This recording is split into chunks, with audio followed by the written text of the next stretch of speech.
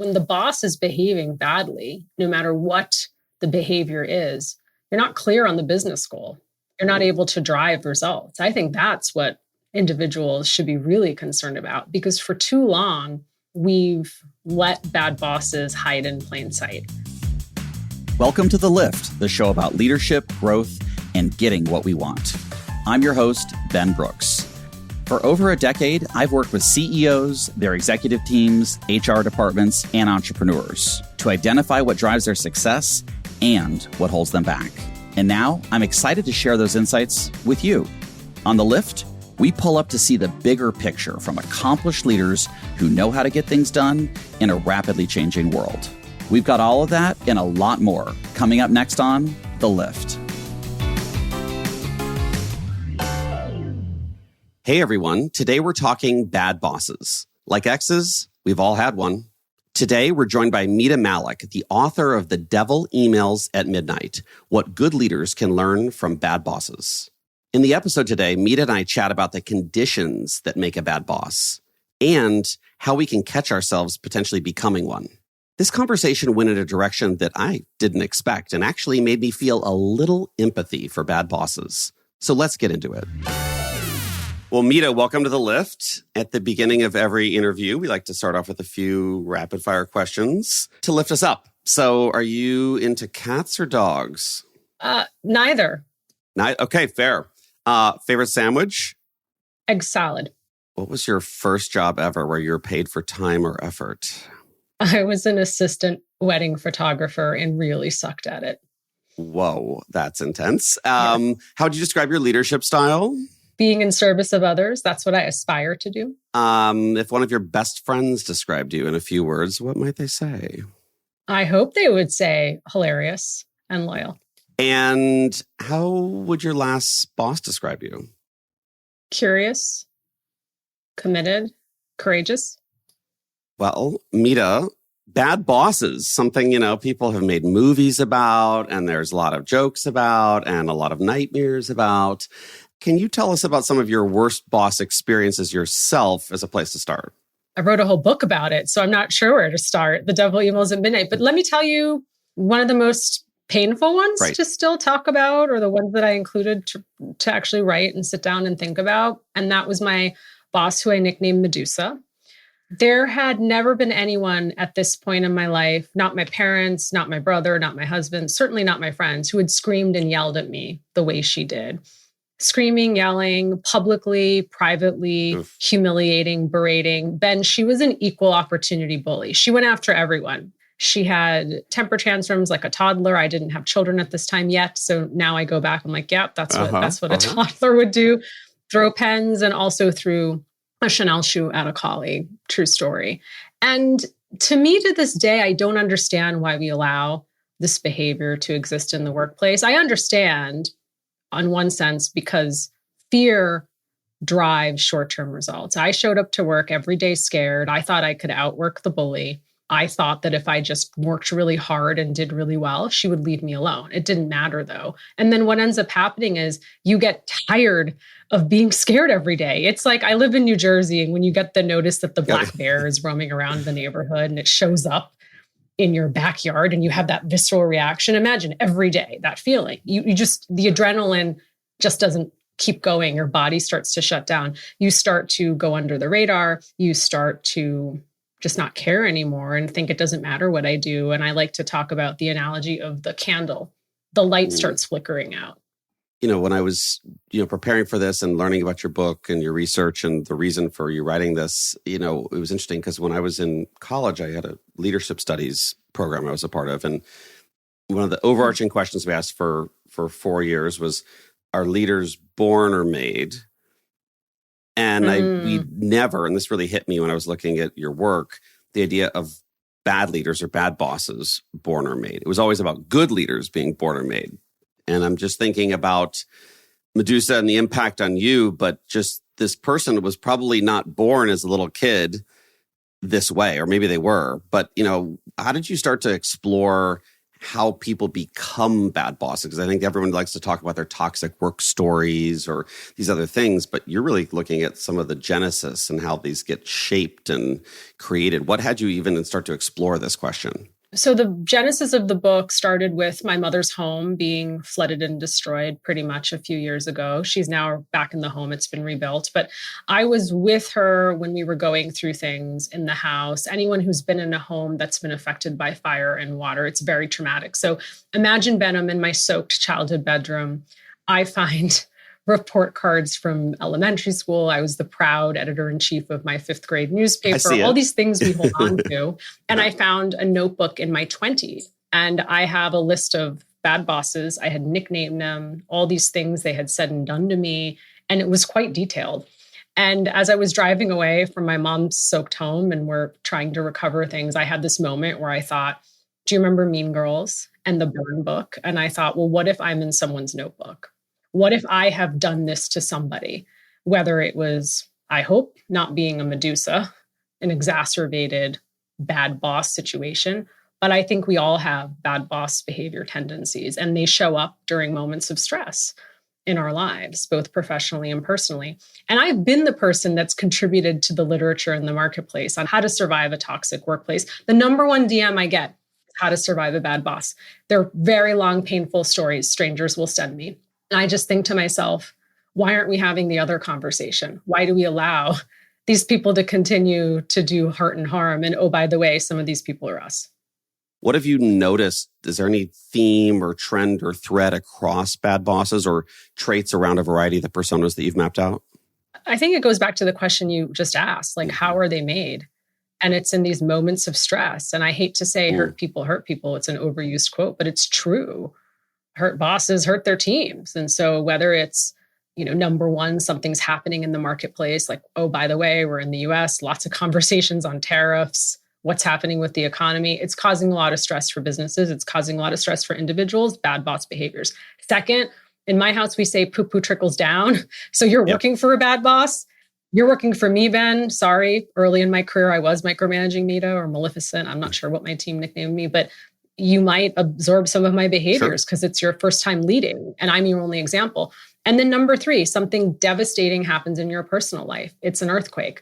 You lose someone you love, miscarriage, you're struggling with fertility, divorce, breakup, move, you're sick, someone else is sick. I mean, I can go on. And in the interconnected world we live in, you could have family across the world and something's happening to them that's affecting you. And then that's when you have stress. And bad boss behavior occurs because guess what?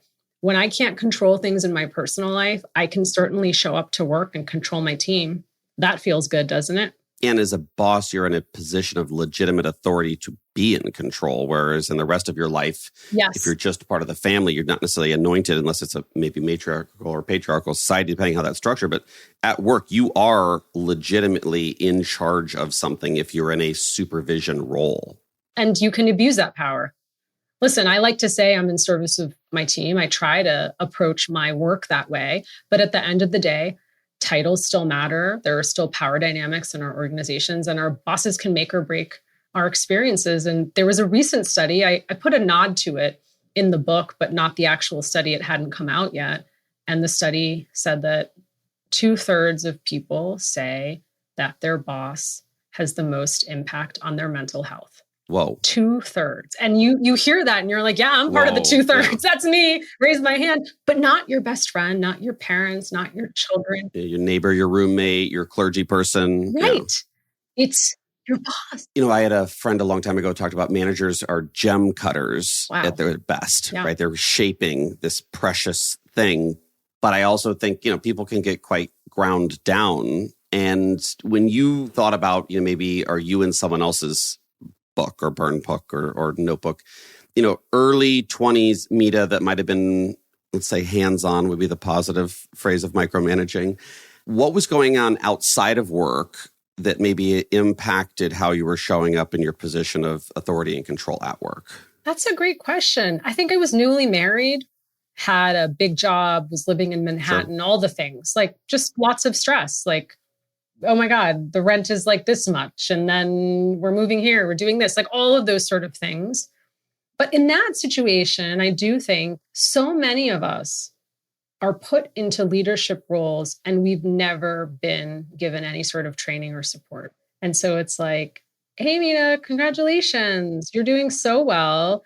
You are going to get this title. You're going to get this office. And now you get to be in charge of 10 people. Yay. And you're like, what? I don't want to be in charge of these 10 people, but also how do I do it? And so I find that what we talk a lot about in terms of micromanagement really shows up. That first bad boss behavior is when you go from doing to directing.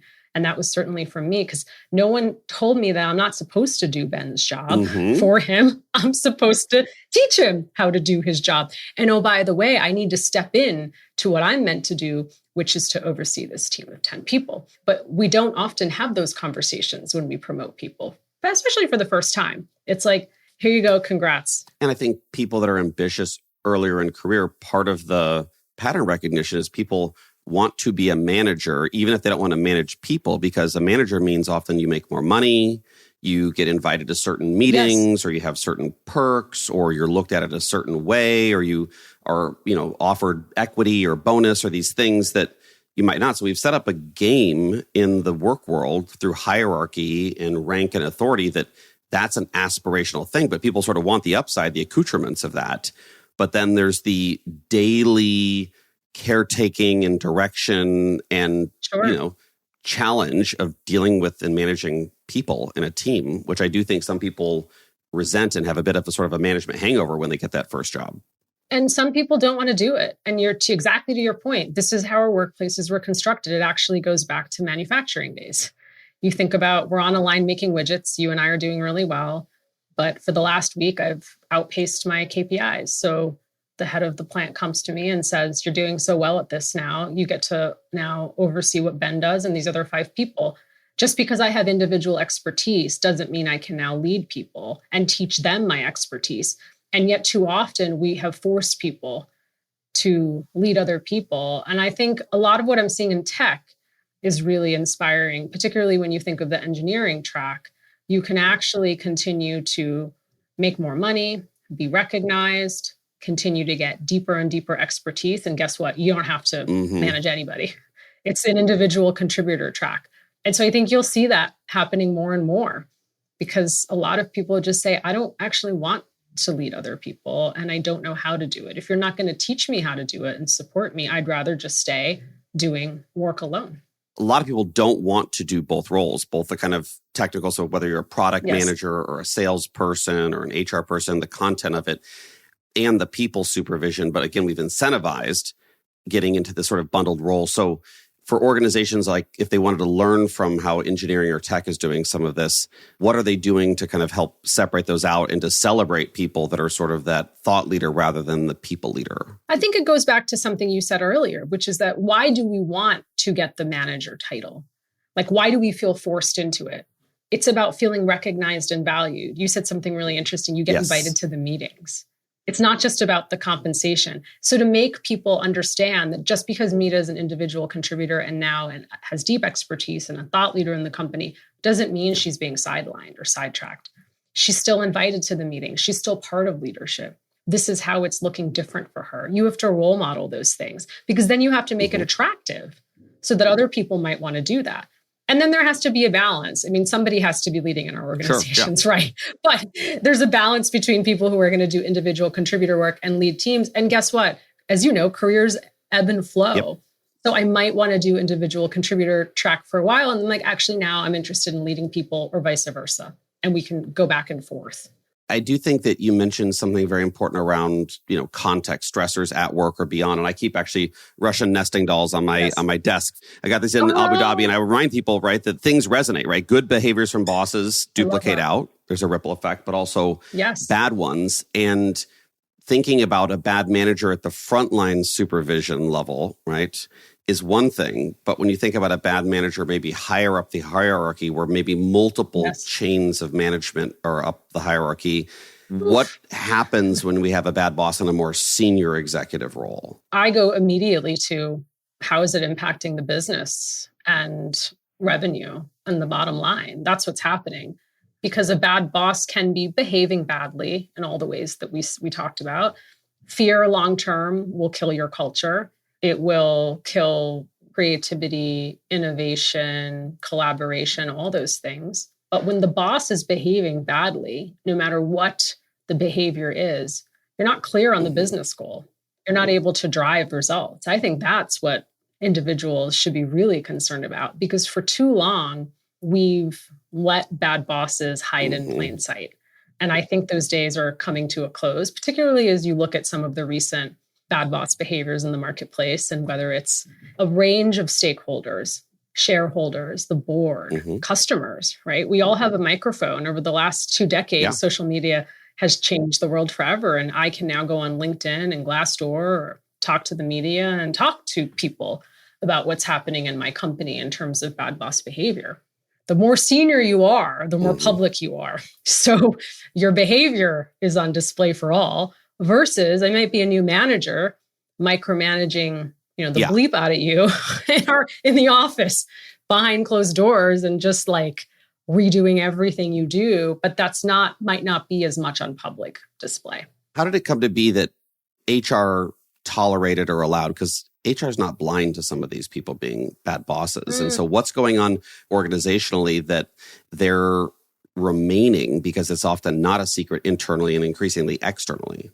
So there are many theories, right? One might say HR individuals might not be skilled in the work of investigating, holding leaders accountable, particularly if you've always been taught to really just focus on controlling costs. I would actually argue there are a lot of HR professionals who are quietly doing the right thing behind the scenes. And what most people don't realize, it is not the CHRO ultimately who decides, the Chief Human Resources Officer, Chief People Officer, if Mita stays or goes. It's Ben, and I'm going to put Ben in the bad light here. Ben is the CEO who decides to continue to overlook Mita's bad behavior.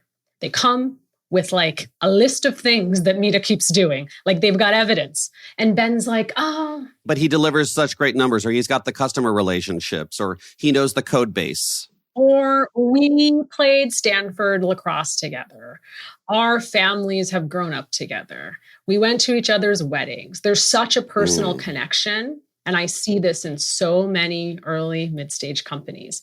They won't let the person who's causing the most harm to the business go, but they'll let everybody else go through that revolving door on Mita's team. And so I would argue a lot of times HR is trying to do the right thing, but it's at the end of the day, not their decision. It lies with the business. And so then you could argue HR can do a better job of influencing, of course, and advising. And that's the role that HR really is playing. And I've seen more and more HR professionals do that. But it's so interesting when I hear people blame HR, and I was like, actually, you should be blaming the CEO, but okay. What does it signal? Because these bad bosses are definitely internally, people on their team and probably others. Yes. Right. Worst kept secret. What is it communicating around the organization's culture or values when someone who is so obviously a bad boss remains while other people get counseled out or performance managed out? What does that say about who gets ahead or the values or the culture? Like, what's the lesson that everyone else takes from that? Driving the business at whatever cost it takes. Favoritism is really clear. Not everyone has an equal shot to reach their potential. They're definitely people who are protected because they've got personal relationships. I see this, larger companies because, you're near Fortune 500, Fortune 100. This happens there too. There's just more rules of the road.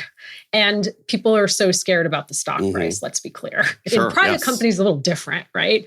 And so people can get away with those kind of things. But, when I coach leaders, if I was coaching you, Ben, and you wanted to hold on to Mita for whatever reason, I would say, is Mita the person who's really going to help get you to where you need to go next with this company? Because usually there's a group of people that have founded the company who aren't going to help you get where you need to go next. And I could also say to Ben, I know you really care about Mita. Why don't we help set her up for something new that she can do? Why don't we help create a succession plan? And also, oh, by the way, Mita just might need therapy. Let's stop weaponizing executive coaching. Yes. Executive coaching is not going to help. When someone needs therapy, anger management, they need to take a leave of absence. So let's do all of that. And so those are the ways I would try to convince you to think about how do you still help Mita because clearly you care for her, but also realize that this is hurting the rest of your organization. In my therapist, he talks about multiple roles are messy. So, upfront, obviously, hiring fewer friends, can keep you out of that. But also, I think some executives don't understand that you can give people, like you said, a different role or sort of a softer landing and alternative things around severance or placement or other things like that. I think everyone just thinks of firing someone as this very kick to the curb thing, which obviously is justified by these behaviors. Yes. But if they have this personal loyalty to these folks, I do think thinking about creatively and thoughtfully, transitioning them out in a way that doesn't necessarily destroy the friendship or the relationship, or hopefully doesn't. But I think everyone is just resists that because they have a prediction that it's going to be terrible and they want to, avoid that conflict or avoid that relationship damage. But a lot of it comes, I think, for that executive is a lack of courage or an aversion to conflict. Yes, it is the courage piece, right? But if you can help with the creative solution and landing, and of course, I'll also say there's some behaviors that should not be tolerated and you should be terminating people immediately. But I say, Ben, where there's smoke, there's fire. None of these things just all of a sudden happened overnight in our workplaces. If I've been bullying people, it's been happening for a while. You can find the breadcrumbs, right? You can find the trail of things that I've done and said. And so that's what I generally have found in this work, that it's not something that this happens. You can go back in time and then see all the red flags you missed.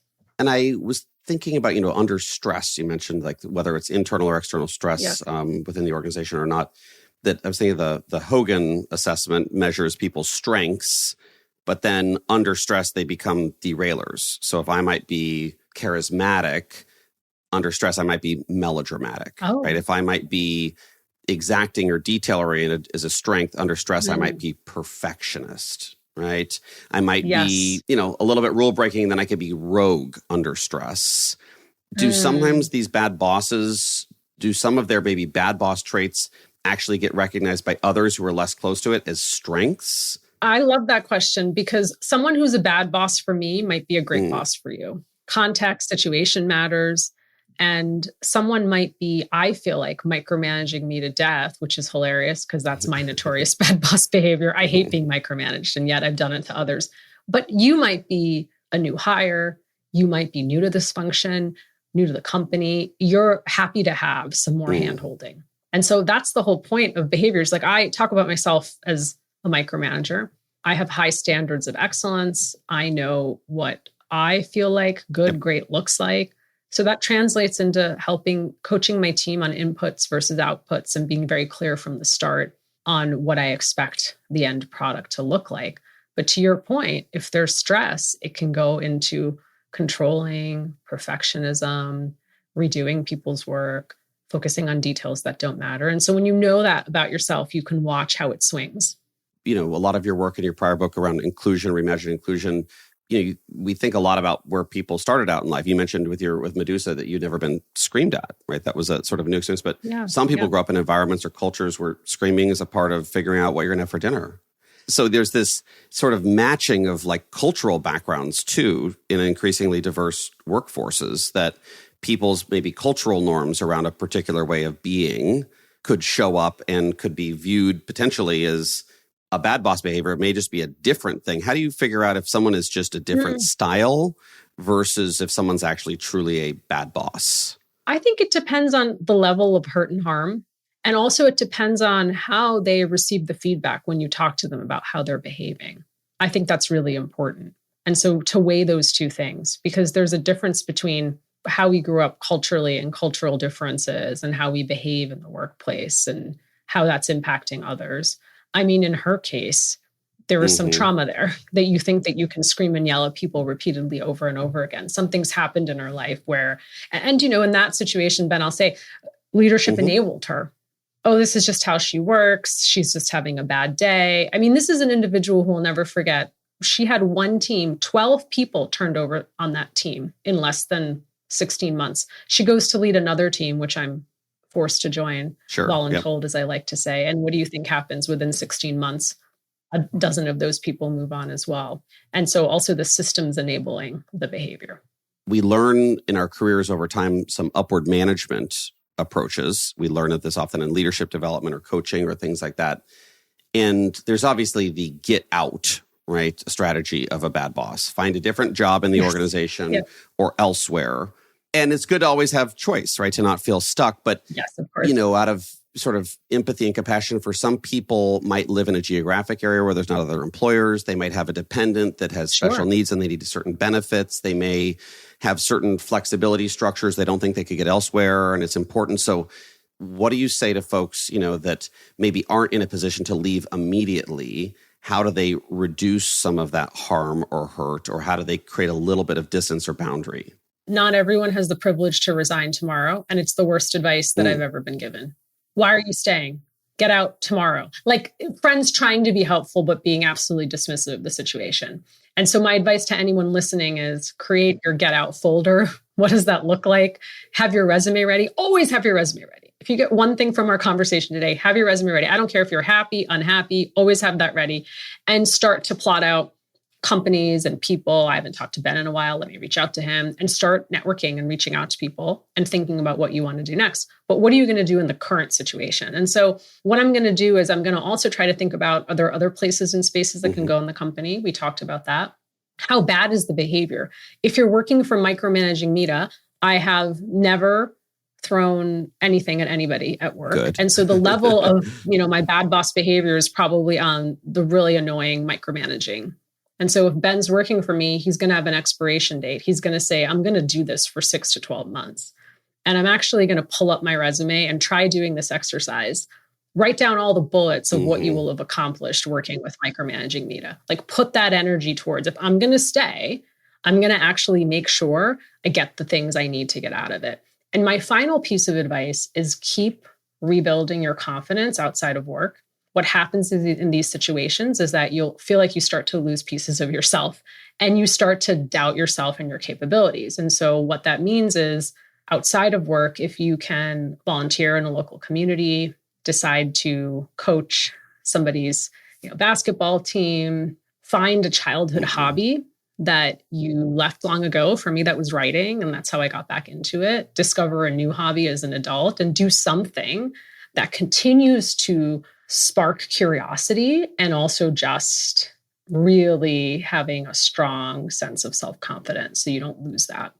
And is there any bargaining that people can do? Because I think so often there's this awkwardness because of the power structure or authority where people just don't speak to their manager to say, hey, you seem to be very involved in my work and it's new for me, or it's annoying, or it's upsetting. Like, what would I need to show you, or what would it take for you to give me a little bit more rope? I mean, some of that is it's not ever decoded or talked about. It's just this, thing in the room that's never sort of discussed. Is there a way to bring it up that doesn't have the person be defensive and say there's something wrong with you, but more about the dynamic between two people? And this is the art of managing up, which I failed at so many times in my career. I didn't realize you had to manage your boss, and that feels heavy, but it's about really how to help your boss work better with you and the team. Like you're just being helpful. And I thought about it that way, which really flipped how I thought about managing up. And so I'll never forget the boss who would text me at 6:30 a.m. And it was like random thoughts or a stream of consciousness about some new project. You're like, why are you texting me at 6:30 a.m.? Like my house is chaos. It doesn't matter if you have kids or not. Mornings are sacred for whatever your ritual is. And so what I started to do, Ben, was I would actually not respond over text. I would get into my email at 8:30 and respond. And so I started to retrain her. But also I would then in our team meeting say, hey, team, I just started a Google Doc where anyone who has new ideas about projects, let's just all go in there, have at it, type in all your great ideas, and let's review them every Friday. Do you see what I'm doing? I'm trying to retrain the boss. But I'm also including the other team members because likely if this person's behaving this way with me, they're doing it with other people. And so sometimes it can be difficult to have that conversation to say, Ben, I feel like you're micromanaging me. That's never going to happen. It's probably not going to end well. But I also could ask specific questions, which my team once did of me when I was micromanaging. Mita, can you explain to us why you changed the image on slide 3? We noticed on slide 10, you changed the colors on the graph. Is there a reason for that? So do you see I'm micromanaging, I'm controlling, I wanted a better image, right? But my team is then acting as a mirror because there might be And there might be reasons like, well, the colors didn't make sense, or they didn't pop on the graph, or you're right, I just like this image better and I should have told you what image I was looking for. And I think whether it's helping retrain the individual or the team or mirroring back and asking questions, I think hopefully that helps people think, oh yeah, I'm micromanaging here. Like that's what Ben's trying to tell me. And I'm just curious, people listening, we talked a lot about, how to deal with a bad boss. I bet some people are wondering, am I a bad boss? There's a lot of insecurity in general I think people have around being a leader or a manager. Am I doing a good job? But they're worried if they're being good enough. But what might be things people could, do or understand to know if they're being a bad boss? I think most of us know when we've behaved badly. Okay. I'm not talking about the people who have made the headlines and wreaked havoc on their organizations and need to seek redemption elsewhere. I'm talking about you and me and people listening, most people listening. I think when you've walked out of a meeting, when you've snapped at someone, you've hung up the phone, you've ended the Zoom, and then you sit and you have the courage to sit in the silence with yourself and say, I'm going to trust my instincts here. I didn't behave well. I owe Ben an apology. Most of us know. And so we go back to career journaling. Can you spend 10 minutes a week at the end of your week just sitting down and reflecting on how you feel the week went? I'm not talking about like how projects went. How do you feel you showed up? I think there's that piece of like, how do you cultivate self-awareness? That's how you do it, right? And then the second is there are likely signs and you're ignoring them. I'm walking into meetings. People seem anxious around me. They seem more quiet than usual. They aren't engaged. I'm the last person to know what's going on in the business. Signs. Exit interviews. Do companies even do them anymore? I hope they're not canceled. Exit interviews, when done well, they have really good insights there. If you create space for people to tell you what's going on. And I've a few times in my career have exit interview notes and I'm like, wow, I behaved really badly. Like that's what the person's telling me. And then the third is, are you asking for feedback regularly? And how are you doing that? I mean, I hate, a boss who comes to me and says, Mita, tell me what you think I should be working on. I'm like, you're the boss. You tell me. Like, why are you asking me open-ended questions? And so being able to show a little vulnerability and say, here's the things I'm working on. I'd love your feedback on that. That opens the gateway for me to feel comfortable in a power dynamic. Ben is telling me that he thinks he needs to delegate projects sooner. And he's right. He's conveyed that. So now I feel comfortable sharing ways in which I can support and help him stay accountable. And I hear just this general sense of responsibility and awareness of one's impact on others. That's part of that, reflection and understanding, because I do think that we do know that moment that we sent that terse Teams or Slack message or email, or we cut someone off in a meeting. But I do think sometimes there's a sense of shame around that we don't even want to acknowledge that with others. We have our own private coping mechanism, but we don't repair the sort of rupture that happened in that moment. And I do think there's a lot of things, again, people want to look good.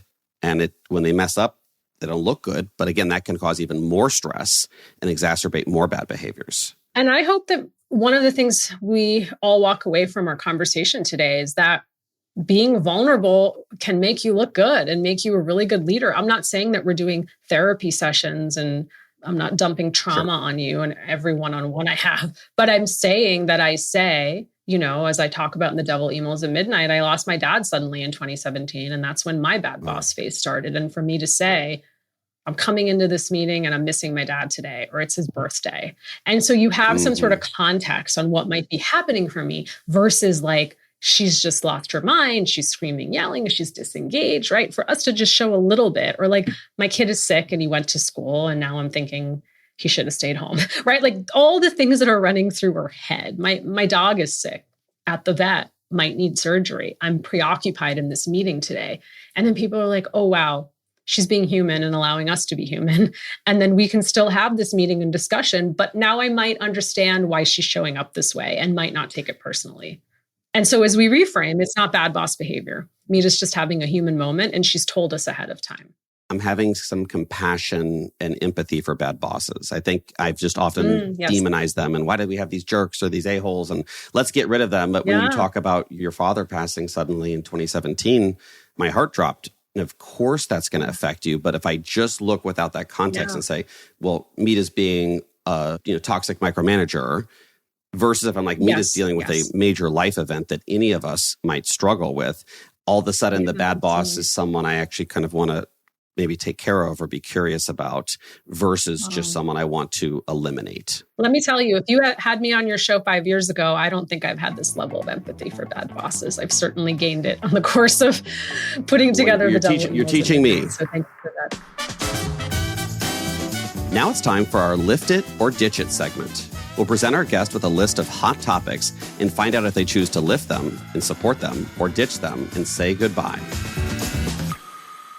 Mita, are you ready? Oh my God, I'm buckling up. All right, here we go. Team dinners. Lift it with no pressure to drink alcohol. Bosses texting employees. Ditch it. One-on-ones. Lift it. Surprise meetings.